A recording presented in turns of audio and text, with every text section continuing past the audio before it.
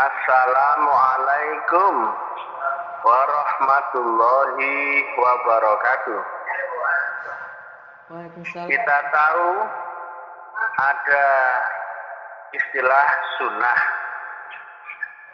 yang banyak orang mengartikan dengan mengerjakan perintah Nabi dan menjauhi larangan Nabi dan meniru apa-apa yang dikerjakan Nabi, mencintai yang dicintai Nabi dan membenci yang dibenci Nabi. Nabi pakai jenggot, orang-orang meniru pakai jenggot. Nabi pakai celak, orang-orang mengartikan pakai celak juga. Nabi pakai ini, orang-orang pakai ini juga. Nabi benci itu, orang pun benci itu juga. Itu zaman Nabi. Ada wujud zahirnya Nabi. Lantas bagaimana di zaman setelah Nabi? Nah, ada di An-Nisa 59. Ati Allah wa ati Rasul. Nah, Nabi saat itu adalah Rasul. Maka taat kepada Allah lewat dengan cara taat kepada Rasul. Taat kepada Rasul itulah sunnah Rasul. Nah, murid kepada guru, ya, antara umat Nabi dengan Nabi itu ada teknik wasilah, yaitu menyamakan gelombang dan frekuensi, ya. Sehingga umat Nabi di zaman Nabi ini diajari untuk mencintai apa yang dicintai Nabi, yang dikerjakan Nabi, dan membenci atau larangan Nabi untuk ditinggalkan. Ya. Sedang di zaman setelah Nabi ada kalimat wa ulil amri minkum. Loh, beda ini. Tadi kan taat kepada Rasul, karena Nabi Muhammad saat itu adalah wujud daripada Rasul Allah. Nah, bagaimana setelah zahirnya Nabi Muhammad ini berlindung atau wafat? Ya, inilah masalahnya. Sedangkan channel wasilah yang tadinya ada di baliknya Nabi Muhammad ini diwariskan kepada ulama waris. Ya, ingat ya, pelan-pelan ya. Nabi Muhammad dari sudah nggak ada. Nabi Muhammad adalah Rasulullah terakhir, ya, yang wujud, ya, Rasulullah utusan Allah yang terakhir. Padahal urutannya atiullah lewat wa atiur Rasul. Lewat atiur Rasulnya ini Rasulnya sudah nggak ada wujud zahirnya yang disebut Rasulullah. Adanya adalah wa ulil amri minkum. Ulil amri minkum ini adalah ulama yang diwarisi Nabi. Beda ya antara Nabi dengan Rasulullah, ya. Rasulullahnya bukan manusia, Nabinya Nabi Muhammad bin Abdullah. Rasulullahnya adalah utusan Allah yang datang dari Allah, adalah nur Allah sendiri. Nurun ala nur yahdillahu linuri mayasa. Itu yang sebenarnya diwariskan kepada ulama waris. Makanya pada saat Nabi wafat, Sayyidina Umar kan kolaps, ya. Siapa saja yang ngomong Nabi Muhammad mati, maka akan aku penggal lehermu. Tetapi kemudian ditengahi oleh Sayyidina Abu Bakar, kullun nafsin za'iqatul maut. Yang bernyawa pasti akan ada matinya. Tapi Rasulullah yang tidak bernyawa itu tetap ada, karena dia bukan manusia, bukan jasmani, tapi ruhaniyah dari Yang Maha Qadim. Maka yang nggak pernah mati ya terus ada.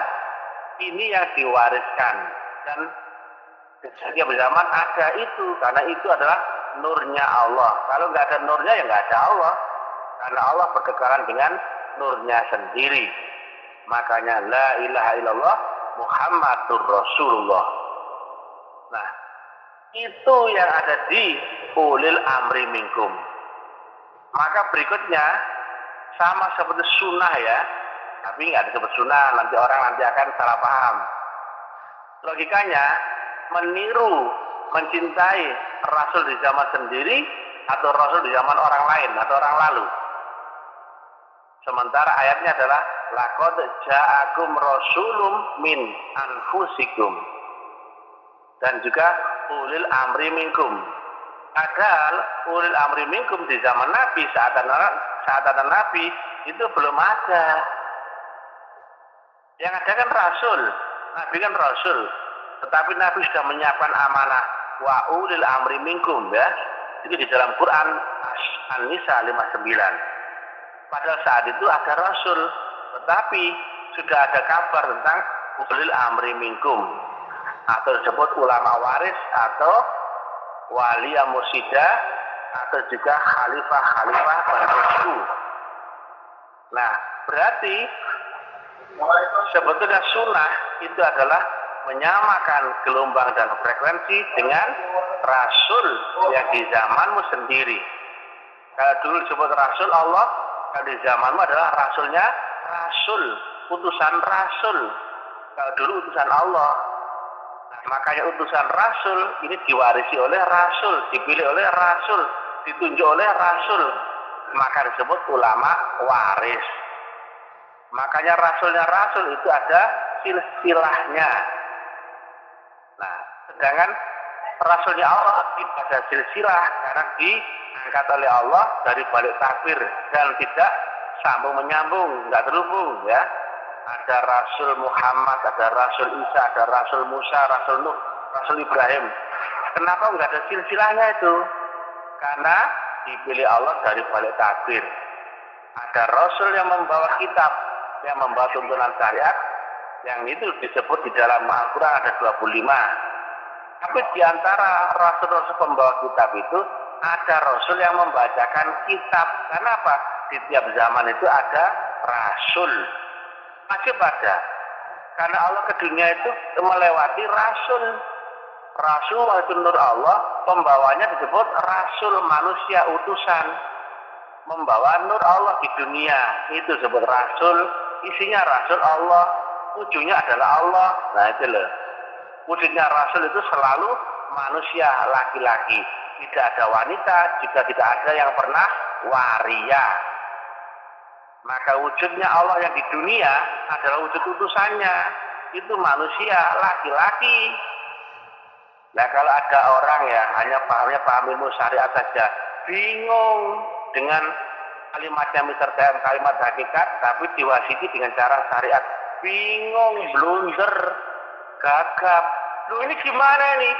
Kok ada menerangkan wujudnya Tuhan di dunia kok seorang laki-laki? Loh, ini sesat ini loh, akhirnya begitu.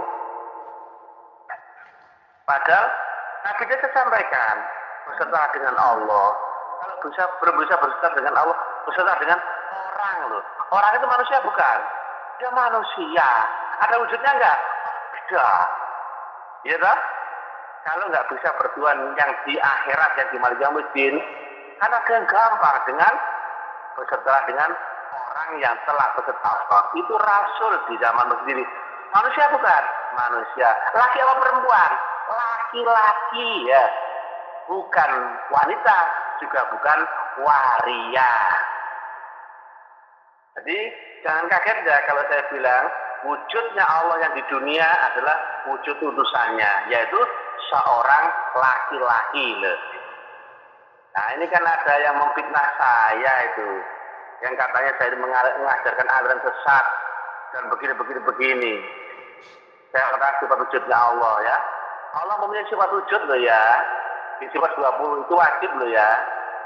Nah sekarang mana ada yang menerangkan sifat wujudnya Allah yang di dunia? Kan nggak ada. 4 tahun saya geber. Apa yang kau saksikan dalam syahadat itu? Nggak ada yang jawab.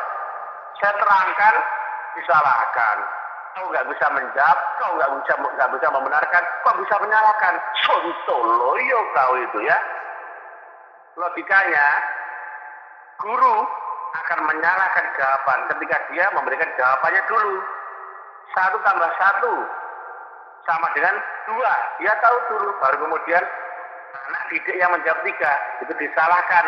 Bodoh, tolol, Sontoloyo, kau nggak bisa membenarkan, kok tahu-tahu menyalahkan, kau nggak bisa menjawab, kok menuduh bisa tersesat. Sontoloyo. Ini nalar ya. Makanya kau yang pintar sedikit, jangan cuma belajar syariat doang ya. Salam taklim marifat. Ini tentang pembaruan akhir zaman, ini tentang kebangkitan agama tauhid. Assalamualaikum warahmatullahi wabarakatuh. Ini tentang Tarekat Naksabandiyah Khalidiyah.